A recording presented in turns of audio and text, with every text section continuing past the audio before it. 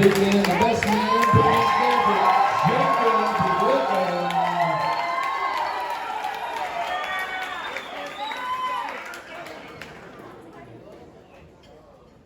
Hello, everybody. How are we doing tonight? Guys, my little brother got married today. I only have one little brother, and he's getting married today. How cool is that? Which is surprising. Because I grew up with Luke, and he was not always like this.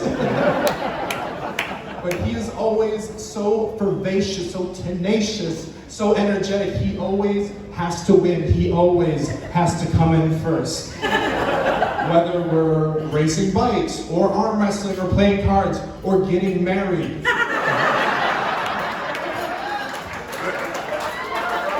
He has to be first.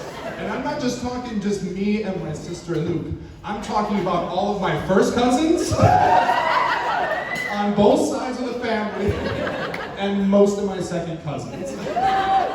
He has to be first, but that's just who Luke is. He has all this energy, this tenaciousness, this go, go, go. Luke is an engine. He's an American-built V8 4.6, 426 pounds of torque, 528 miles per hour. Luke is an engine. But Anna's the driver.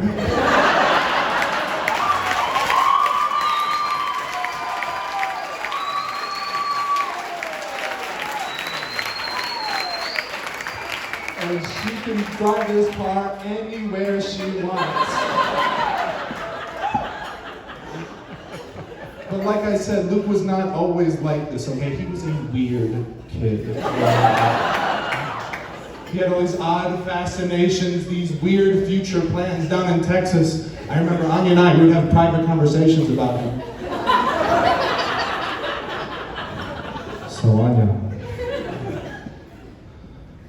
what's with the new guy, huh? We were doing just fine until he showed up. Now I gave him a little slack because he's 4 years younger than me, but there's just some things he's got to catch up on. And Dad was not lying. He did have a pig farm fascination. Anyone who knew Luke during this period, this was not a weekend fantasy. This was like a multi-year plan. He had this fever dream in his head of moving to Texas, being single forever, and living on his pig farm.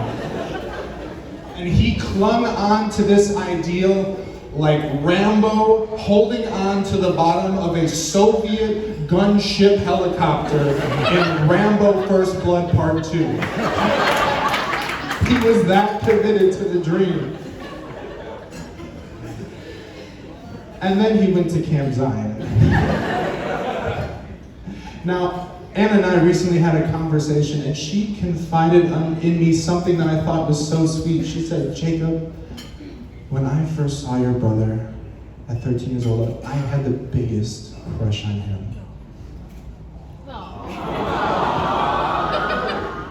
Which is astonishing to me because I knew 13-year-old Luke. He is not exactly what you would refer to as a rocket surgeon, okay? He has some things to work through. Let's go. I mean, this is coming from the same brain that says, I really like that girl over there. You want to really get her heart throbbing for me? If I snort this spaghetti noodle,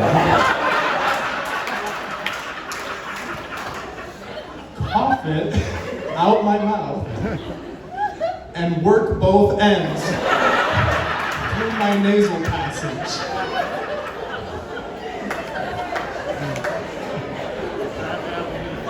Needless to say, Anna was smitten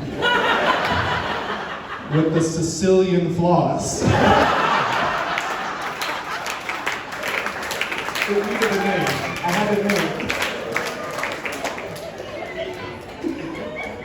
But let's fast forward to now. They're about to start a life together. They're starting to have a home together. And there's a lot of things over the past couple decades that I've observed about Luke in his natural habitat, okay? There are some things that Luke needs in his life to thrive as a person.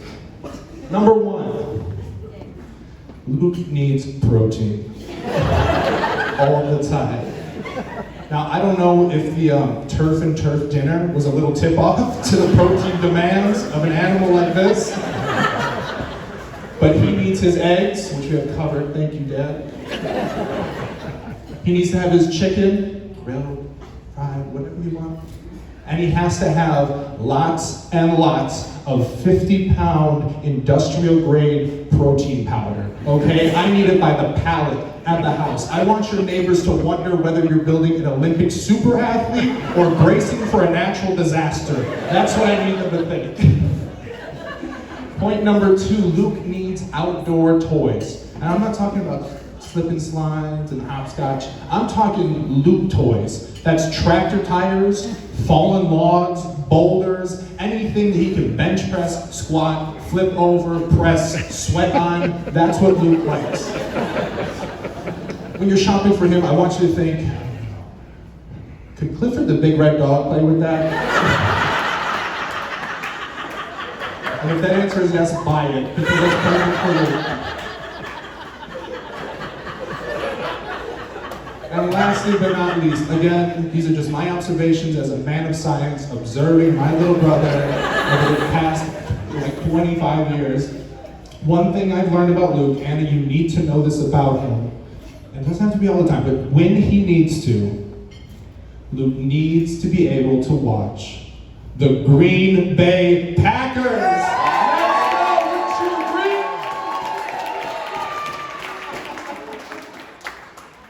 It's just on Sundays, and sometimes Mondays, and occasionally Thursdays. But when they play, it's important that Luke has this in his life.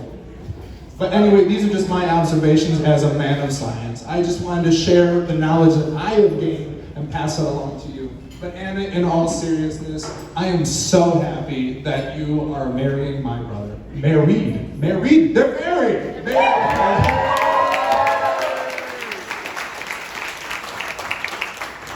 I'm so happy because what I need for Luke is just someone to keep him alive. That's all I really need. But the fact that you are caring and compassionate and godly and beautiful and organized, that's just icing on the cake. So thank you so much for being a good sport. I'm so proud of you guys. I can't wait to see what you guys are going to do. So can you all please raise your glass with me? I'd like to propose a toast to the brand new Mr. and Mrs. Luke and Anna. Welcome, everybody. Cheers!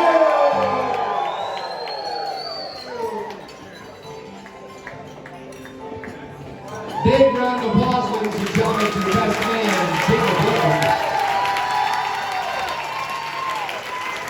And again, put your hands together for Sarah and Danielle, your matron of honors. Dancing will begin shortly.